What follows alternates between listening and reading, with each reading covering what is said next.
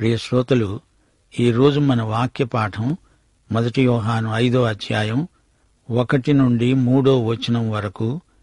ఈ అధ్యాయమంతా నూతన జన్మను గురించే ఎన్నో విషయాలు మనకు విపులీకరిస్తుంది. దేవుడు వెలుగు, దేవుడు ప్రేమ. ఇప్పుడు ఈ చివరి అధ్యాయంలో దేవుడు జీవమై మనకు సాక్షాత్కరిస్తాడు. విశ్వాసి లోకాన్ని జయిస్తాడు. అతడు విజేత. లోకమంటే లోకములో ఉన్నదంతా, అందలి పాపమంతా, లోక వ్యవస్థ, స్వార్థం, దురాశ, రోగాలు, నొప్పులు, రణాలు, రుణాలు, పూచీలు, పేచీలు. విశ్వాసి ఈ లోకాన్ని జయించగలడు. యేసు క్రీస్తు అయి ఉన్నాడు అని నమ్మే ప్రతివాడు దేవుని మూలముగా పుట్టి ఉన్నాడు. పుట్టించిన వానిని ప్రేమించే ప్రతివాడు ఆయన మూలముగా పుట్టిన వారిని ప్రేమిస్తాడు. మనము దేవుణ్ణి ప్రేమిస్తూ ఆయన ఆజ్ఞలను నెరవేర్చిన వారమైతే దేవుని పిల్లలను ప్రేమిస్తున్నామని దానివల్ల అందరికీ తెలిసిపోతుంది. విశ్వాసం మనల్ని సహవాసానికి నడిపిస్తుంది. క్రీస్తునందలి విశ్వాసము చేత మనము దేవుని పిల్లలమవుతున్నాము. నూతన జన్మ అనుభవమే మన సహవాసానికి ఆధారం. ఇది ప్రేమ సహవాసం. దేవుడు మన తండ్రి. తండ్రిని ప్రేమించే మనము తోటి విశ్వాసిని అనగా దేవుని బిడ్డను ప్రేమిస్తాము. ఈ సహవాసములో దేవుని పట్ల విధేయత వ్యక్తమవుతుంది.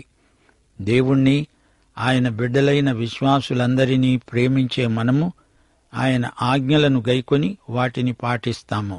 దేవుని ఆజ్ఞలు మనము మొయ్యలేని బరువు కాదు. ఎందుకని? దేవుణ్ణి ప్రేమించటం మన విధేయతలోనే అర్థవంతమవుతుంది. శ్రోతలు వింటున్నారా? ఈ 5వ అధ్యాయమంతా నూతన జన్మ వృత్తాంతమే. నూతన జన్మ, పరలోక జన్మ, ఆత్మ జన్మ అంటూ దీన్ని వివరిస్తాము. మొదటి 5 వచనాలు విశ్వాసిని ఒక విజేతగా చూపుతున్నాయి. లోకమును విశ్వాసి జయించగలడు. లోకం అంటే కాస్మస్, అనగా లోకములో ఉన్నదంతా.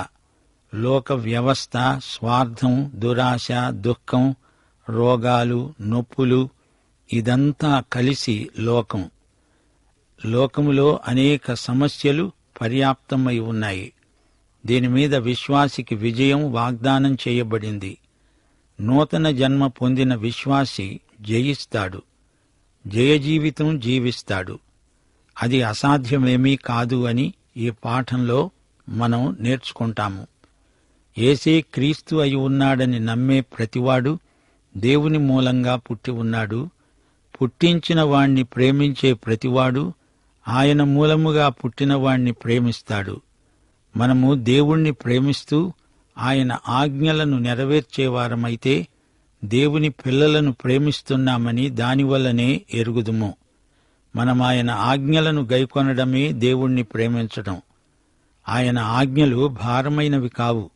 ప్రియ శ్రోతలు వినండి. దేవుడే జీవం. ఆ జీవాన్ని మనం వారసత్వంగా పొందాలంటే తిరిగి జన్మించాలి. నూతన జన్మతో దేవుని జీవమునకు మనము వారసులమవుతాము. నికోదేమో, నీవు ఆత్మ ద్వారా తిరిగి జన్మించాలి అని ప్రభువు ఆదేశించాడు. యోహాను సువార్త 1వ అధ్యాయం 12వ వచనం అంటోంది, తనను అనగా యేసును ఎందరు అంగీకరించారో వారికందరికీ, అనగా ఆయన నామమందు విశ్వాసముంచిన వారికి దేవుని పిల్లలవడానికి ఆయన అధికారం అనుగ్రహించాడు. అధికారము అంటే శక్తి, హక్కు అని అర్థం. యేసు నామమందు విశ్వాసముంచటమే వారు చేయవలసిందల్లా. ఎవరైనా సరే యేసును అంగీకరించటమే తరువాయి అధికారపూర్వకంగా దేవుని సంతానమవుతాడు. అంటే ఆయన నామమందు విశ్వసించాలి. యేసు ఎవరు, ఆయన నీకోసం వ్యక్తిగతంగా ఏమి చేశాడు అనే 2 విషయాలు హృదయపూర్వకంగా ఎరిగి అనుభవించాలి. యేసు తానేమై ఉన్నట్లు చెప్పాడో అది ఆయన అయి ఉండకపోతే ఆయన ఏమి చేసినా అది నిన్ను రక్షించజాలదు. ఆయన రక్షకుడు నిన్ను రక్షించడానికి రక్తదానం చేశాడు అని గ్రహించాలి, నమ్మాలి, అనుభవించాలి. అట్టి విశ్వాసమే నీకు నూతన జన్మ ప్రాప్తినిస్తుంది. ఒక మానవుడు మరొక మానవుని పాపాల కోసం చనిపోగలడా? తన స్వంత పాపాల నిమిత్తం కూడా చనిపోలేడు. ఎందుకనగా మానవుడు తాను ఒక పాపే గదా. పాపి తన పాపాలకు ప్రాయశ్చిత్తం చేసుకోజాలడు గదా. పాపి తన పాపానికి తానే శిక్ష అనుభవించాలి, తప్పదు. పాపశిక్ష మనిషిని నిత్యత్వంలో దేవునికి దూరం చేస్తుంది. యేసుక్రీస్తునందు విశ్వసించిన వాడే దేవుని మూలముగా జన్మించినవాడు. విశ్వాసమే నూతన జన్మ ప్రాప్తికి ఆధారం. నీవు తిరిగి జన్మించావని నీకెలా తెలుస్తుంది? ఎలాంటి అనుభవం కలుగుతుంది? ఏమైనా గగుర్పాటు, ఏదో ఉద్రేకం లాంటి గుర్తులు కనిపిస్తాయా? ఏమైనా పారవస్యం కలుగుతుందా? ఇవి మనిషి తత్వాన్ని బట్టి కలిగితే కలగవచ్చు. నూతన జన్మ అనుభవం వీటన్నిటినీ మించిన చైతన్య స్ఫూర్తి. అందుకే భక్త యోహాను స్పష్టంగా చెబుతున్నాడు, యేసే క్రీస్తు అయి ఉన్నాడని నమ్మే ప్రతివాడు దేవుని మూలముగా పుట్టినవాడే. యేసుక్రీస్తును నీవు నమ్మావు అంటే నీవు తిరిగి జన్మించావు. దేవుడు నీ పరలోక తండ్రి అవుతాడు. ఆయన నీ దేవుడు, నీ తండ్రి. నీవాయన బిడ్డవు. నీవు తండ్రిని ప్రేమిస్తావు. నీలాగే తిరిగి జన్మించిన వారిని కూడా నీవు ప్రేమిస్తావు. నీవు దేవుని బిడ్డవు ఎప్పుడయ్యావో అప్పుడే ఇతర సోదరీ సోదరులను ప్రేమించబద్ధుడవవుతున్నావు. ఇదే మాట 1 యోహాను 3:11 కూడా చెప్పబడింది. మనము ఒకరినొకడు ప్రేమించాలి అనేది మొదటి నుండి మీరు విన్న వర్తమానమే కదా. యోహాను సువార్త 13:15 ప్రభువే స్వయంగా చెప్పిన మాట. మీరు ఒకని ఎడల ఒకరు ప్రేమగలవారైన ఎడల దీనిని బట్టి మీరు నా శిష్యులని అందరూ తెలుసుకుంటారు. మనము దేవుని మూలముగా పుట్టిన వారము. ఈ పుట్టుక ఒక సంఘ సహవాసం కాదు, ఒక సంస్థలో ప్రవేశించటము కాదు. ఇది ఆధ్యాత్మిక పునర్జన్మ. ఇది మతాచారాలను గైకొనడమూ కాదు. నీవు దేవుని మూలముగా పుట్టావు అంటే యేసుక్రీస్తును నీ స్వకీయ రక్షకుడుగా, ప్రభువుగా అంగీకరించావు అని అర్థం. దీనికి రుజువుగా నీవు నీ తండ్రి అయిన దేవుణ్ణి ప్రేమిస్తున్నావు. అది చాలు. వేరే నిరూపణలు అక్కర్లేదు. నీ పరలోక తండ్రిని నీవు ప్రేమిస్తున్నావు. ఆయన నిన్ను తన వాక్య బీజము ద్వారా, ఆత్మ ద్వారా కన్నాడు. నీలాగే తిరిగి జన్మించిన దేవుని బిడ్డలందరినీ నీవు ప్రేమిస్తావు. వారందరూ నీ సోదరీ సోదరులు. మీరంతా దేవుని కుటుంబానికి చెందినవారు. ఈ సహోదరత్వం ఏదో ఒక శాఖకు, ఉపశాఖకు పరిమితం కాదు. తిరిగి జన్మించిన వ్యక్తి తిరిగి జన్మించిన వారందరినీ జాతి, మత, కుల వివక్షత లేకుండా ప్రేమిస్తాడు. నీ రక్షణ నిశ్చయతను గురించి 1 యోహాను పత్రిక ఎంతో హామీ ఇస్తుంది. 1 యోహాను 2:29 అంటోంది, ఆయన నీతిమంతుడని మీరెరిగి ఉన్న ఎడల నీతిని జరిగించే ప్రతివాడు ఆయన మూలముగా పుట్టి ఉన్నాడని ఎరుగుదురు. దేవుని బిడ్డ తన అనుదిన జీవితంలో దేవుని నీతినే అనుసరిస్తాడు, అభ్యసిస్తాడు. ఇది ఎప్పుడో కనబడిపోయేది కాదు. అనుదిన జీవితంలో అడుగడుగునా కనిపించే నీతి వైఖరి, నీతి చర్య, నీతి ప్రవర్తన, నైతిక విప్లవమంటే ఇదే. 1 యోహాను 3:9 అంటోంది, దేవుని మూలముగా పుట్టిన ప్రతివానిలో దేవుని బీజము నిలుస్తుంది. గనుక వాడు పాపం చేయడు. వాడు దేవుని మూలముగా పుట్టినవాడు గనుక పాపము చేయజాలడు. దేవుని బిడ్డ పాపాన్ని అభ్యసించడు. అతని జీవిత శైలి పాపం కాదు. అతడు పాపంలో జీవించడు. పాపమందు అతనికి సంతోషముండదు, ఆసక్తి అసలే ఉండదు. పాపి యొక్క జీవిత విధానం పాపం. క్రీస్తు వద్దకు రాని పాపికి పాపమంటే అసహ్యమనిపించదు, సిగ్గు అనిపించదు. పంది బురద మెచ్చు, పన్నీరు మెచ్చునా అనేది మామూలు నానుడి. 1 యోహాను 4:7 ప్రియులారా, మనము ఒకనినొకడు ప్రేమింతాము. ఏలయనగా ప్రేమ దేవుని మూలముగా కలుగుతున్నది. ప్రేమించే ప్రతివాడు దేవుని మూలముగా పుట్టినవాడై దేవుణ్ణి ఎరుగును. దేవుని బిడ్డ క్రైస్తవులందరినీ ప్రేమిస్తాడు. ఎందుకనగా వారు దేవుని బిడ్డలు గనుక. నీవు తిరిగి జన్మించిన వ్యక్తివైతే ప్రేమ పరీక్షలో గెలుస్తావు. ఇతర క్రైస్తవులను తప్పనిసరిగా ప్రేమిస్తావు. ప్రియశ్రోత, నీవు దేవుని కుటుంబంలోని నీ సోదరీ సోదరులను ప్రేమిస్తున్నావా? 1 యోహాను 5:4 దేవుని మూలముగా పుట్టిన వారందరూ లోకాన్ని జయిస్తారు. లోకాన్ని జయించిన విజయము మన విశ్వాసమే. దేవుని బిడ్డ అనగా దేవుని మూలముగా పుట్టినవాడు విజేత. అతడు లోకాన్ని జయించి ఉన్నాడు. 1 యోహాను 5:18 ప్రకారం దేవుని మూలముగా పుట్టినవాడెవడూ పాపము చేయడని ఎరుగుదుము. దేవుని మూలముగా పుట్టినవాడు తనను తాను భద్రం చేసుకుంటాడు గనుక దుష్టుడు అతణ్ణి ముట్టడు. తిరిగి జన్మించిన విశ్వాసి తనను తాను సైతాను బారి నుండి కాపాడుకోగలడు.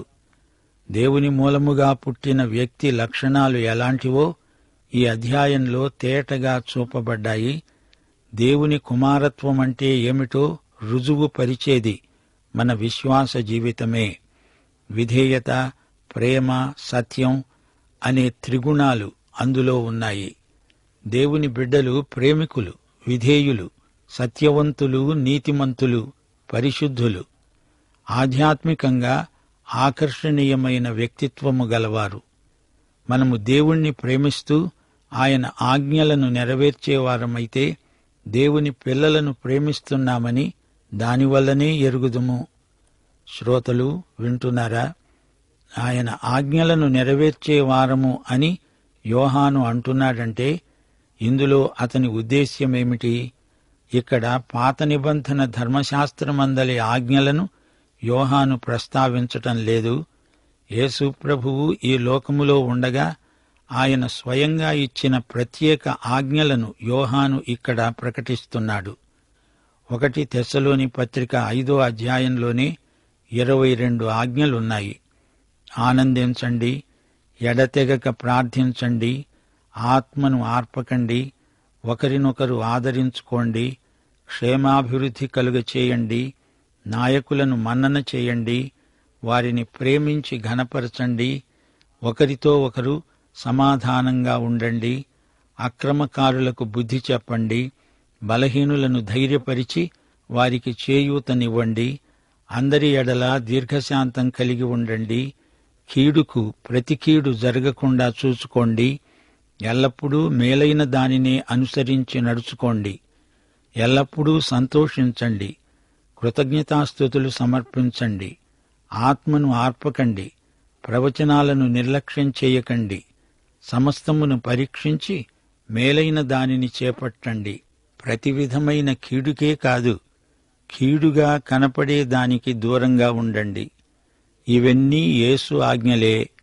అపొస్తలులు దేవుని ఆత్మ ద్వారా ఇచ్చిన ఆజ్ఞలు ప్రభువు ఆజ్ఞలే. వాటిని గురించే యోహాను మాట్లాడుతున్నాడు. దేవుని బిడ్డలందరూ ఆ ఆజ్ఞలను తప్పనిసరిగా నెరవేర్చాల్సిందే. బలవంతం మీద కాదు, ప్రేమపూర్వకంగా, స్వచ్ఛందంగా కొత్త నిబంధన ఆజ్ఞలను మనమంతా పాటిస్తాము. మనమాయన ఆజ్ఞలను గైకొనుటే దేవుణ్ణి ప్రేమించటం. దేవుని ఆజ్ఞలు భారమైనవి కావు. పరిశుద్ధాత్మ మనలో ఉండి యేసాజ్ఞలను నెరవేర్చటం మనకు సులభతరం చేస్తాడు. కష్టాలొస్తాయి గాని వాటిని భరించగల కృప ప్రభువే మనకు అనుగ్రహిస్తాడు. అభ్యాసం వల్ల కష్టమైనవి సాధ్యమవుతాయి. ఒక అమ్మాయి తన చిన్నారి తమ్ముణ్ణి ఎత్తుకుని నడుస్తోందిట. ఎవరో అన్నారు, అమ్మాయి, నీకిది బరువనిపించటం లేదా? ఆ అమ్మాయి అంది, బరువా? వీడు నా తమ్ముడు. చూచారా, తమ్ముడు బరువెలా అవుతాడు? యేసాజ్ఞలు అవి భారం ఎలా అవుతాయి? దేవుని ప్రేమ వల్ల ఆయన ఆజ్ఞలు మనకు భారమైనవి కావు, భారమనిపించవు. ఒక ఆసామి ఓ దూర ప్రదేశానికి కుటుంబంతో వలసపోయాడు. పొలిమేరలో ఒక వ్యక్తిని అడిగాడు, అయ్యా, ఇది ఎలాంటి ఊరు? చెబుతాగాని నీవెలాంటి ఊరును విడిచి వచ్చావో ముందు చెప్పు. అప్పుడు ఇతడన్నాడు, అయ్యా, ఆ ఊరు చాలా మంచిది, విడవలేక తప్పనిసరై వలస వచ్చానండి. ఆ ఊళ్ళో ఒకరి కష్టాలొకరు పంచుకొని కష్టాలను తగ్గించేస్తారు, ఒకరి సంతోషాన్ని ఒకరు పంచుకొని వృద్ధి చేస్తారు. అప్పుడితను అన్నాడు, బాబూ, ఈ ఊరు నువ్వు చెప్పిన ఊరికి ఏమీ తీసిపోదు. నీవు బరువు మోస్తుంటే పొరుగువారు చూస్తూ ఊరుకోరు, తోడ్పడతారు. చూచారా శ్రోతలు, యేసు మనకు ఒక ఆజ్ఞ ఇచ్చాడంటే అది ఆయన నెరవేర్చిందే. దాన్ని చేయడానికి నీకు శక్తి కూడా ఇస్తాడు, నీ చేత చేయిస్తాడు. దేవుని బిడ్డలను బట్టి వారున్న ఊరు తీరే మారిపోతుంది.